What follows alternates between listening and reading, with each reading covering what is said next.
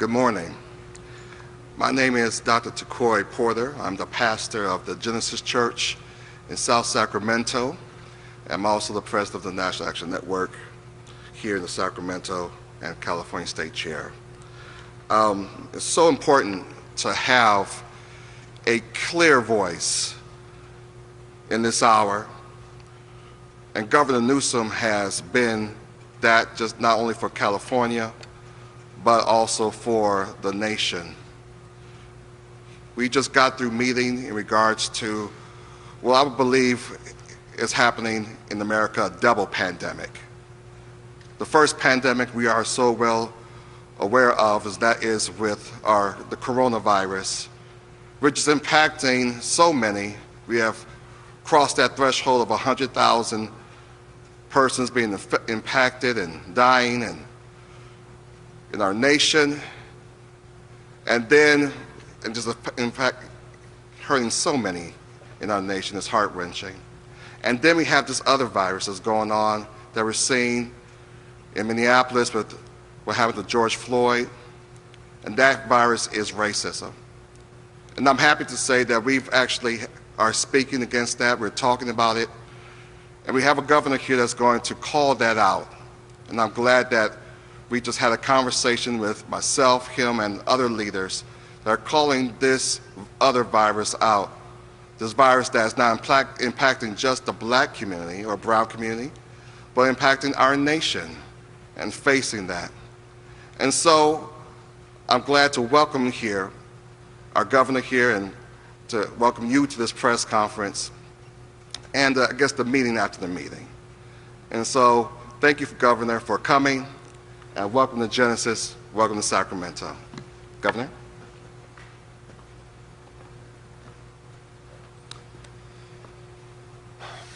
Thank you, Pastor Porter, and thank you to all of those that are assembled here behind the cameras, that took the time to reach out and connect, not just with me, to one another, to talk about the state, not only of the state of California, but the state of this nation and more broadly the world that we live in.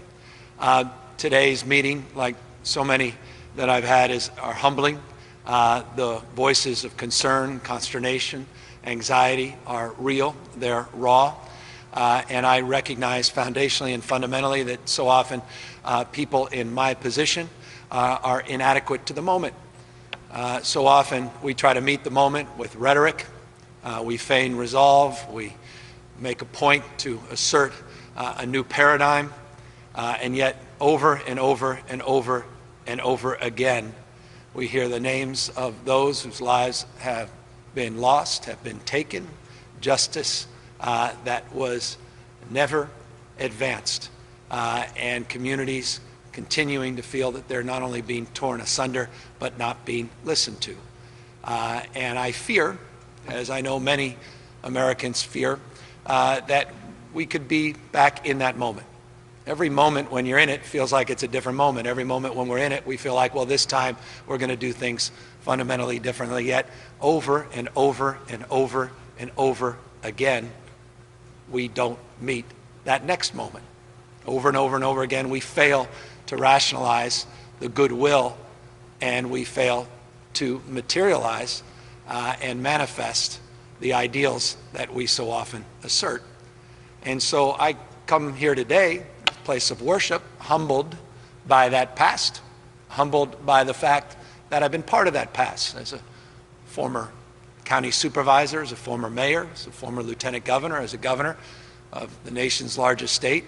The question I have to ask myself, the question we have to ask ourselves, are we capable of not just meeting this moment, but capable of doing justice to the moments in front of us? I could put together a group of advisors, I could put together a task force, I could promise and promote a few pieces of legislation. But I said this on Friday, I'll say it again, program passing is not problem solving. You got to change hearts, minds, you got to change culture, not just laws. And we have to own up to some very difficult things.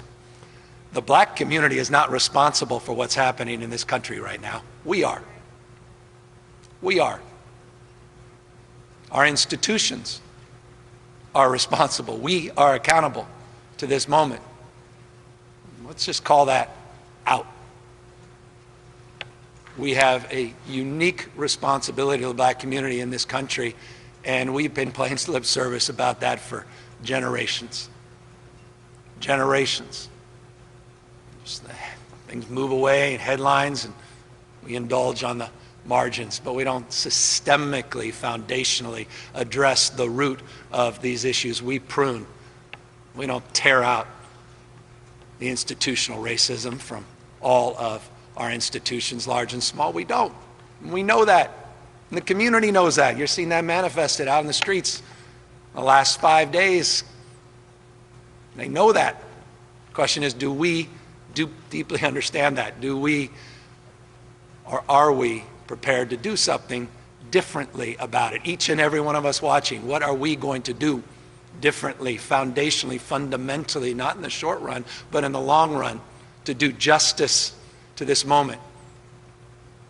People have lost patience because they haven't seen progress.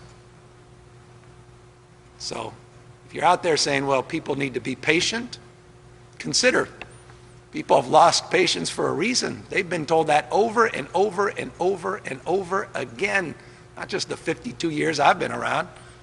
My parents, my grandparents, their parents' generation heard the same. Just be patient. Heck, I've quoted Dr. King on ad nauseum, a long arch of history bends towards justice. We've made progress. But this is a manifestation of everything we've been promoting that we haven't delivered. People have lost patience. And if leaders are going to meet not just this moment, but the moments in front of us, we better start listening. We better start hearing people. We better own up to our own responsibility, own accountability that led to this moment. Society becomes how we behave. We are our behaviors. Each and every one of us has an obligation to do more and better. And folks in my position, more still. I get that. I own that. But leaders can be found everywhere. Leadership's not just some fancy title. We are desperate for leadership in this country, desperate for leadership in the state of California, desperate for leadership in communities large and small. Leaders can be found anywhere. You don't have to be something to do something, to soften the edges, and in the spirit of Bobby Kennedy, make more gentle the life of this world. Dr. King didn't wait to become President of the United States to exercise his authority. Every day he shared his moral authority. Each and every one of us has the capacity to exercise their moral authority every day. And we need moral leaders, now more than ever. Each and every one of us has that capacity. Resides inside of us.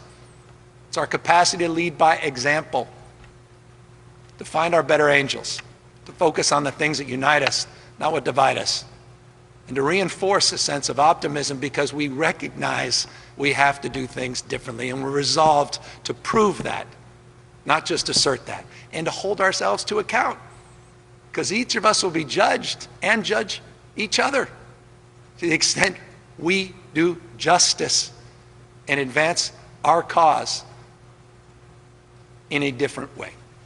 And so I am here as your governor, humbled over the course of the last 5 days, resolved to keep the peace, but recognizing that an armed camp is not a place of peace, and that the answer to violence is not more violence, and that if we're going to create the conditions to truly advance police, people have to know we mean it, and they have to know that they matter and we care.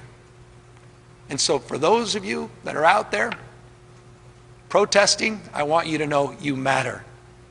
And I want you to know I care, we care. And I don't want to just demonstrate that rhetorically. I want you to know that I have a unique responsibility to prove that to you, not just assert it. You've lost patience, so have I. You are right to feel wronged. You are right to feel the way you are feeling. And we, collectively, society has a responsibility to you to be better and to do better. To those that want to exploit this moment, that want to flame the violence and fear, we hear you as well, but we don't have the same sensitivities as it relates to those that are trying to exercise their voice from a place of hurt and pain. When you try to cause pain on others, when you're out there to exploit conditions, not advance the cause of justice, that is not serving the greater good, and we need to also call that out. The looting, the violence, the threats against fellow human beings, that has no place in this state and in this nation. We as a society need to call that out. And we need to call forth our better angels and those that want to express themselves and have, thank you. God bless you. Keep doing it. Your rage is real. Express it so that we can hear it. Let's not let others drown out that rage. And those that want to advance this cause in a responsible and thoughtful way. I'm not patient any longer. I know you're not. We hear you, and we have a responsibility now to prove to you, not just to assert, that we're capable of being more and doing better as a society and a community. And so I just again want to express my deep gratitude, my deep humility to those leaders of every stripe that all across this state and all across our nation are doing justice in this moment. Those demonstrators that were reaching out and trying to calm other people, to those community leaders that were out there with brooms in the early morning, sweeping up glass, to folks that, were on the periphery that said, you know what, I can't stand on the periphery any longer. I need to be part of this effort. Thank you to all of your examples as well. So much good and so much right that's out there, but there is a stain in the history of this country we have concealed, and it's rearing its head again because we've never come to grips with it. We've never owned it. It's the issue of racism. The pastor is exactly right. Pandemic on top of a pandemic, impacting our health, impacting our economy, and impacting our capacity to live up to our greatest ideals. We could talk about being bound together by a web of mutuality, as Dr. King said. And if that's the case, we need to reconcile that fact that we are all in this together. The Bible teaches us we're many, many parts. But at the end of the day, we're one body. And when one part suffers, we all suffer. We have an obligation to reconcile the fact that our fate is tied to the fate of others. South Africa, called Ubuntu. I am because you are. Time for more empathy, more care, more capacity to collaborate. A society that's about dominance and aggression, this is what you get. Not because the protesters, but the conditions that led to this moment where protest was inevitable. So we are committed and resolved to bringing peace back to the streets, not only in this state, but to support the efforts all across this nation. We'll do our part, but it's not just a situational moment. We have to focus on the medium and long term, and we have to prove our commitment and our resolve in that space. So I just want to thank all the leaders, not only again assembled here, but throughout this state once again, for your courage because now is a time for courage. Now is time for your voice to be brought to the forefront.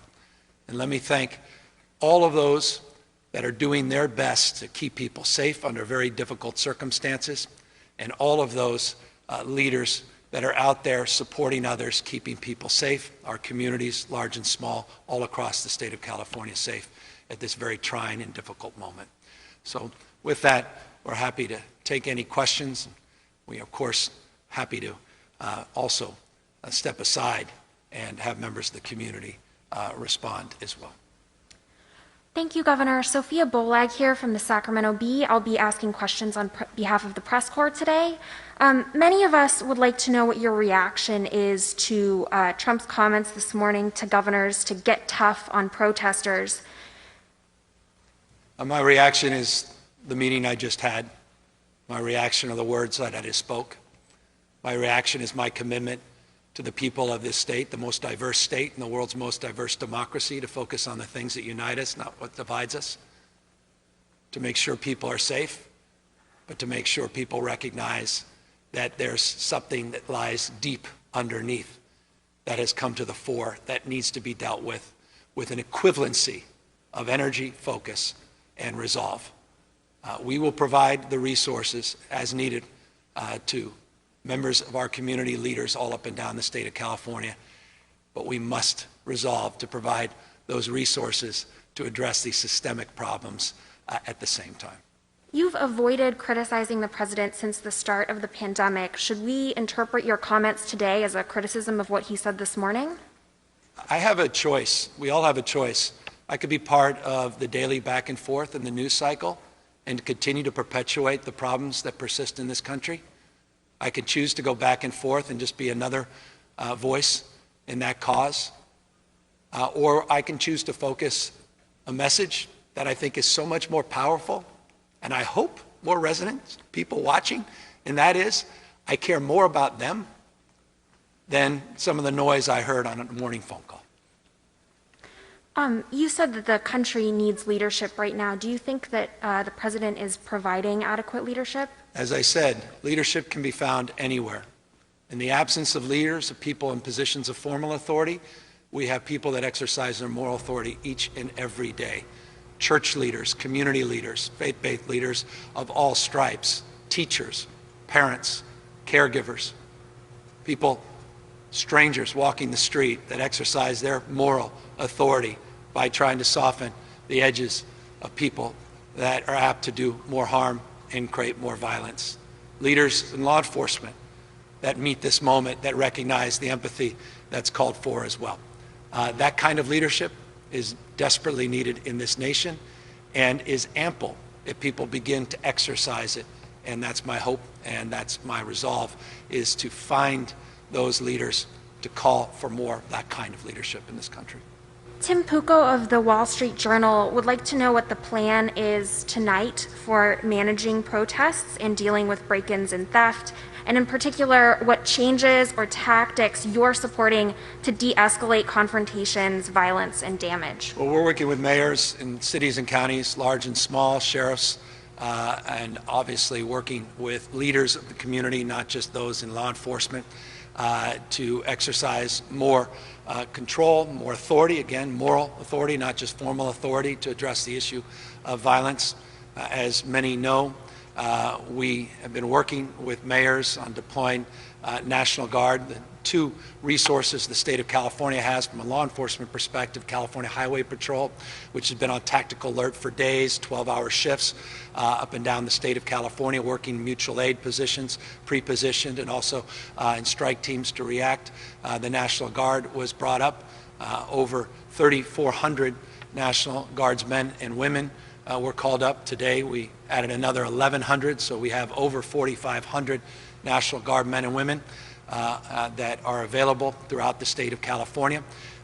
Part of the protocols of mutual aid, it's a bottom-up process, not a top-down process. Mayors working with their chiefs, working to coordinate and collaborate the deployment of those teams. The National Guard, as you know, have been already distributed parts of the state, disproportionately concentrated in Southern California, but in Northern California, we have people pre-assembled. We have folks in other parts of the state that have been called back up, but thousands and thousands of National Guardsmen and women, by the way, who are also members of the community, many putting on their uniform, dentists, doctors, folks that work in construction that are part of that group that are participating in making sure that we keep the peace and will continue to meet the requests, we believe, of every mayor and every police chief in the state. We've done so far, and we intend to continue to.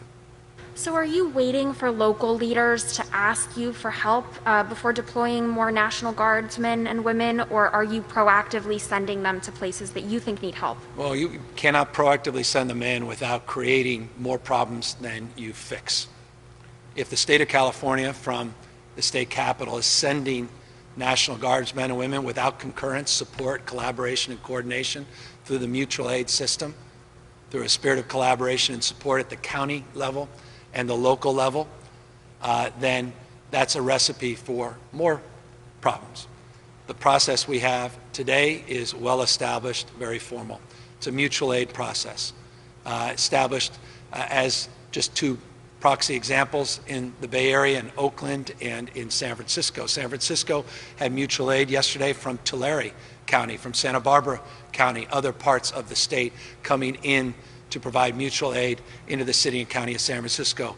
Similarly, mutual aid from surrounding regions into Oakland, other parts of the state, a mutual aid approach first, working with CHP to help coordinate and collaborate as relates to efforts on freeways, as relates to jurisdictions where those lines begin to blur, and then the National Guard on top of that to come for logistical supports. But all of that is done through a command and support structure that has a local framework that is appropriate in order to keep all of these jurisdictions and keep the law enforcement approach in a very organized manner and keep people safe.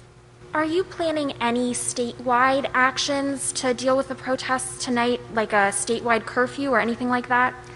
We believe the conditions are very different in Del Norte versus other parts of the state, Imperial or places in San Diego, different than even here in the Bay Area. So each and every jurisdiction, as a former mayor, I understand this intimately, has made determinations based on conditions as they see them in real time. Curfews as early as 1 p.m. In some parts of the state, others as late as 8 p.m. And that is a determination made by the experts on the ground based upon the conditions in their communities. Statewide, we have 7,000 California Highway Patrol. Again, full tactical alert, have been for days, with protective gear all up and down the state of California. Working again to deploy the National Guard, an additional 1,100 guardsmen and women that are deployed just today, thousands over the last few days. We have many National Guardsmen and women working on COVID response. We are looking at a subset of those on COVID response to see if we can pre-position and make them available to meet the needs of communities all across the state of California. So substantial support from the state of California and obviously robust local support, mutual aid system well defined, well organized, and a county overlay with the county sheriffs working with CHP and ultimately with the National Guards. The next question is from Jill Cohen of the New York Times. She would like to know how worried you are about the spread of COVID-19 at these protests and how the state is tracking any related spread. And after we saw testing sites close in Los Angeles as curfews went into effect, how are you and local health officials ensuring that protesters can get tested? Well, we want to make sure everybody can get tested. I encourage people to go on the covid19.ca.gov website, type in your zip code, and you'll see the closest site for testing available and open today. Yesterday, we conducted over 67,000 tests, day 4 and 5, into this very challenging period. So people are being tested substantially so all throughout the state of California, even in the midst of this latest challenge. And so we encourage that from public health and public safety perspective, and we want to make sure we continue to provide more sites, more points of access for people to get tested, and obviously when those testing sites open, to deal with the backlog as it relates to those individuals that otherwise would have gotten tested, which again we continue to encourage people all throughout the state with symptoms and those that are asymptomatic that may be in an environment where they're more vulnerable prospect of the spread of this disease. The next question is from Kathleen Ronayne of the Associated Press. You've said you were monitoring violent extremist organizing. Have you found any evidence of such groups infiltrating the protests? And if so, who are they? And do you think that the police are handling them appropriately? Yeah, they're well defined all throughout this country. They're names you've heard of, names I don't even particularly want to reinforce and promote, which is their intent and their interest. But they're well defined, those same names, those same groups, that many do come from out of the communities of which they're creating havoc. Many come from other parts of not only well, let's be honest, other parts of the country. Many are homegrown. To monitor all of these groups, and it's our intention to continue to collaborate and share that information. A lot of it's generated by the federal government, a lot by the state, and then a very well organized system that has existed for some time in this state, where we share that in real time with local law enforcement. But that is also a two-way conversation, local law enforcement sharing what they're hearing in real time as well. So we are monitoring those groups, and I will say this, I don't think, because I've been deeply involved in terms of the collaborative spirit and engagement at the local, regional, federal level. It's been an incredibly focused and very effective system, and I'm pleased with the communication flow between those respective agencies and those jurisdictions. I understand that you don't want to name the specific groups, but could you generally characterize what type of extremist groups you're talking about here? You have the groups that are hell-bent on creating problems, and anarchist groups. You've got the folks that are well-defined, that have been highlighted by the president and others, and there are other groups out there that are organized, some less organized, and some that individuals that are not even organized that certainly are looking to create havoc. I don't by any stretch suggesting we hide these names. These names are well reviewed, well received, but I also see every time an elected official like me mentions them, they start to be spread between their supporters, and with all due respect to some of these groups, I'm not going to give you that privilege right now. Genoa Barrow of the Sacramento Observer asks, locally, African-American protesters have been injured, shot in the face with rubber bullets, not far from the Capitol. She would like to know if you can address this and if shooting into a crowd of people is justifiable in this situation. Yeah, I don't know specific issues related to those incidences, and I'm happy to get more details about those incidences.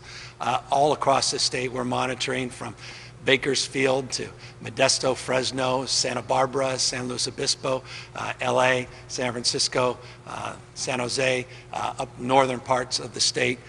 We've been monitoring all across the state activity, and all I could say this is we want restraint.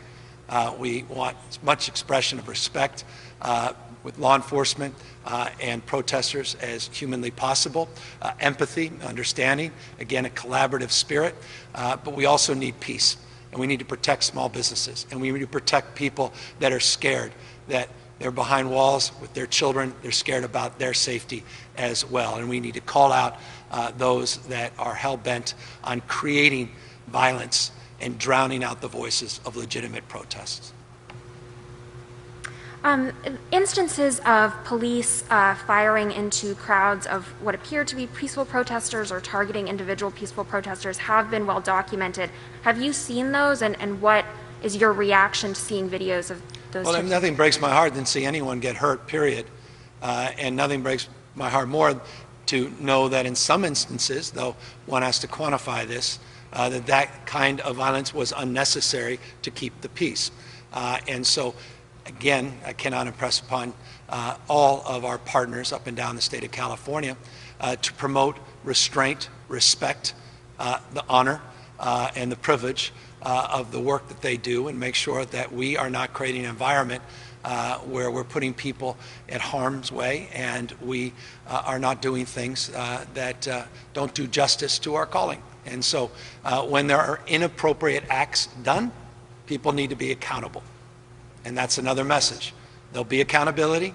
We will appropriately investigate any acts of violence against others, whether those acts be perpetuated by people in positions of power and influence, with badges on or uniforms, or members of the community that are attacking and assaulting in a violent manner innocent people and businesses. I'm being told that we need to wrap it up. So as our final question, a number of reporters have asked about the state budget. As you know, the state Senate passed their own proposal last week. What was your reaction to what they passed? Do you agree with the parts that they've passed related to state workers? They are not suggesting a pay cut as you have.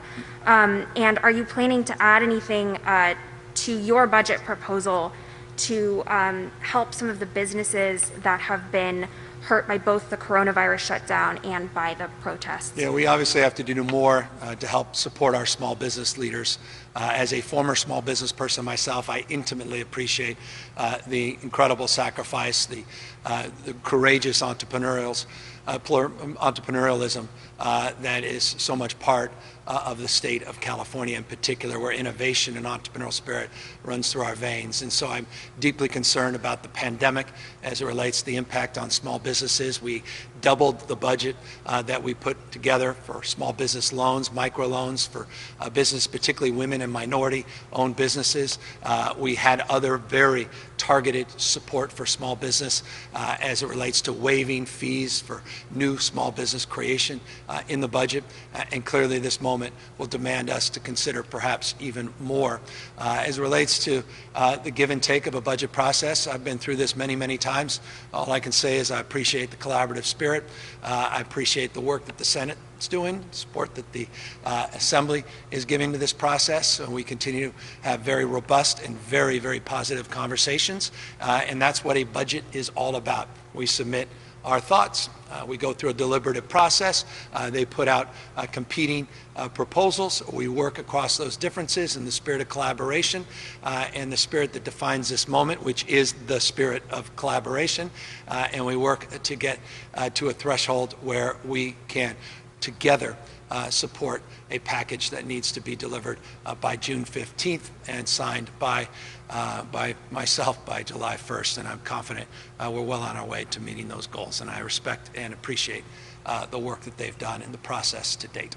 I also just want, in closing, express real appreciation for the work that we have to do together over the course of the next hours, days, and weeks, and many, many months and years ahead as it relates to our commitment, our resolve to do more than just pass resolutions urging or pass this moment by not recognizing the enormity of our responsibility to not only quell the violence that persists today, but to address the foundational issues that led to the violence in the first place. And so, again, I want to just thank everybody for their persistence, their power of their voice. I again want to just encourage people to exercise their voice and recognize how resonant each and every one of you are in terms of your capacity to lead and lead us through this very difficult and challenging time, and do so with the spirit of commonality, the spirit that brings us all here together in this house of worship. I want to thank the pastor